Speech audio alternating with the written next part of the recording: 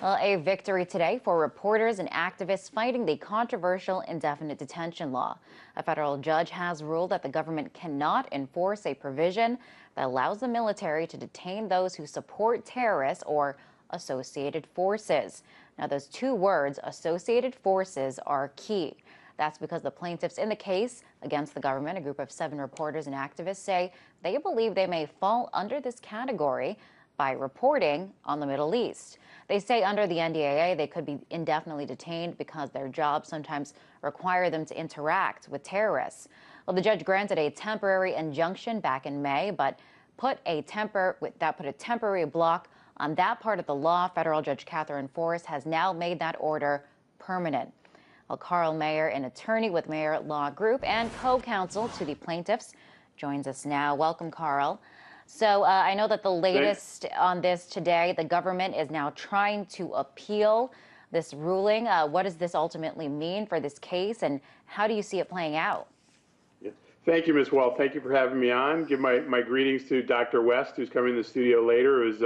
It was interesting to work with him on this case as well. What today means is that the injunction that the judge issued back in May is now a permanent injunction. And that has far-reaching consequences. It means that these indefinite detentions in a military tribunal cannot be utilized anywhere in the United States of America, not just in the Southern District of New York or the New York area, but any place in the United States of America. So what was temporary has now been made permanent. Is a huge and historic victory for democracy today. We did learn late today that the Obama administration, unfortunately, in our view, has put in a notice of appeal indicating that they plan to appeal this to the Second Circuit and probably ultimately to the Supreme Court. We think this is ill-advised because it contradicts President Obama's campaign statements. It contradicts his criticism of his own legislation in his signing statement. And he knows, as a former constitutional law professor, that this is wholly unconstitutional because this language is so vague in this law. And you gave some of the language earlier. It talks about substantial support for associated forces. And if any journalist or activist is seen as reporting or offering opinions about groups that could somehow be linked not just to al-Qaeda, but to any opponent of the U.S. or even opponents of our allies, they could be sent to a military prison indefinitely without counsel, potentially forever, because the end of hostilities has no meaning. So this is actually a quite dramatic opinion that the judge wrote. It was a 112-page opinion. I recommend that your listeners read it. I think it's a refreshing break from the vapid, often fact-free campaign that we see for the presidency between Obama and Romney. If you want to see democracy in action, you could go to our website, stopndaa.org, or carlmayer.com, and it tells you how to get to view the opinion online. It's a real exercise in how democratic government should work. Very thoroughly written, extensively researched and footnoted. I think this opinion is rock solid. I think the Obama administration can appeal it to the Second Circuit. They can appeal it to the Supreme Court. They can appeal it to God Almighty if they so choose, but I don't think they're going to get this reversed because it's fundamentally founded, the opinion is, Judge Forrest's opinion is fundamentally founded in the First Amendment doctrine that's been upheld time after time by even the conservatives on the Supreme Court of the United States. In fact, Justice Scalia is quoted in the opinion. And I do want to read a part of that opinion, Carl, from Judge Catherine Forrest. Her ruling states, quote, due deference does not eliminate the judicial obligation to rule on properly presented constitutional questions. Courts must safeguard core constitutional rights. A long line of Supreme Court precedent adheres to that fundamental principle in unequivocal language. So kind of going along with that, I mean, your reaction to the judge upholding the Constitution and more on how this law raises these questions of constitutionality. Sure. Well, that's what's so fascinating about the opinion. I highly recommend it to your viewers. That's what's so fascinating, I think, about Judge Forrest. I think there's not too often judges are not profiled or discussed in the media. And I think she ought to be, because she is a very mainstream attorney, former corporate attorney, Obama appointee, and it's fascinating that she wrote this opinion. And her opinion is really, it's almost a class in our constitutional rights that's available. This class is available, if you read it, to all Americans. It discusses in detail how, for example, journalists such as yourself and activists are protected under the First Amendment rights to free speech when they talk about issues, even issues of national security.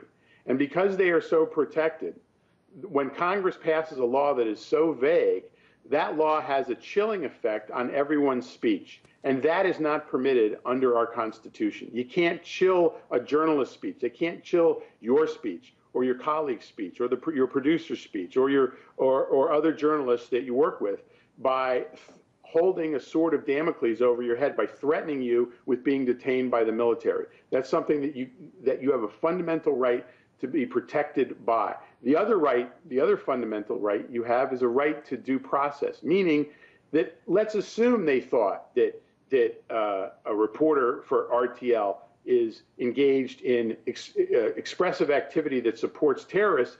You have a right to prove that that's not true in front of a jury of your peers. What the Obama administration has been saying is, we're going to take that right away from you, and we're going to send you to a military prison or detain you indefinitely. And that's not how the Constitution works. The Constitution gives you those fundamental bedrock protections.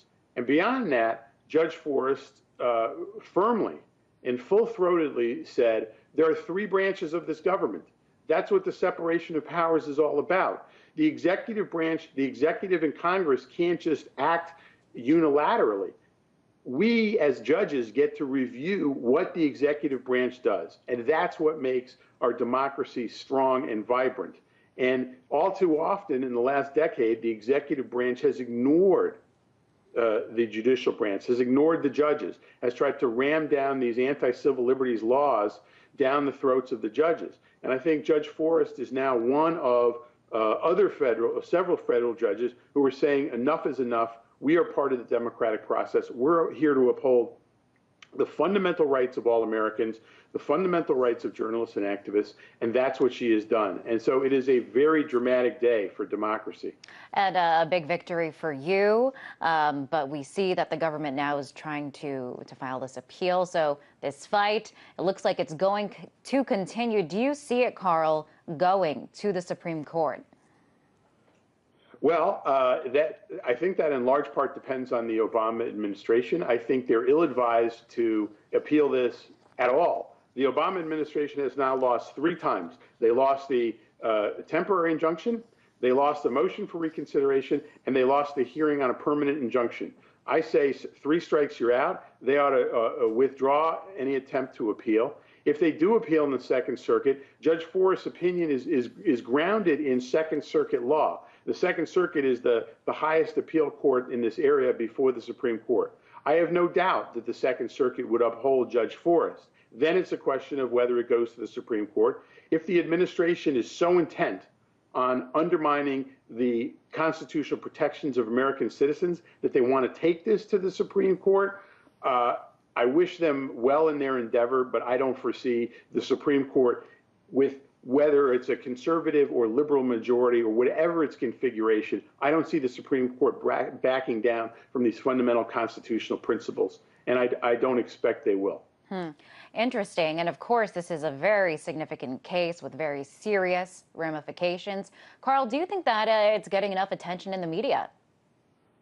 I don't think so. I must say, I mean, we've been heartened that RTL has been reporting on this from the beginning. There are a few radio stations around the country that I could name. There's a gentleman named Peter Collins who has a radio show out in San Francisco who has reported on this from the beginning. There are a few columnists, but it really shows the very, very narrow scope of debate in this country. That, for example, the major news outlets, ABC, CBS, NBC, nothing on this. Fox News, nothing on it. And MSNBC, nothing on it. Because this issue doesn't fit into their preconceived notions of there's a fight between a Democrat and a Republican for the presidency, and all they care about is their hackneyed storyline that, well, there's a liberal Democrat against a conservative Republican.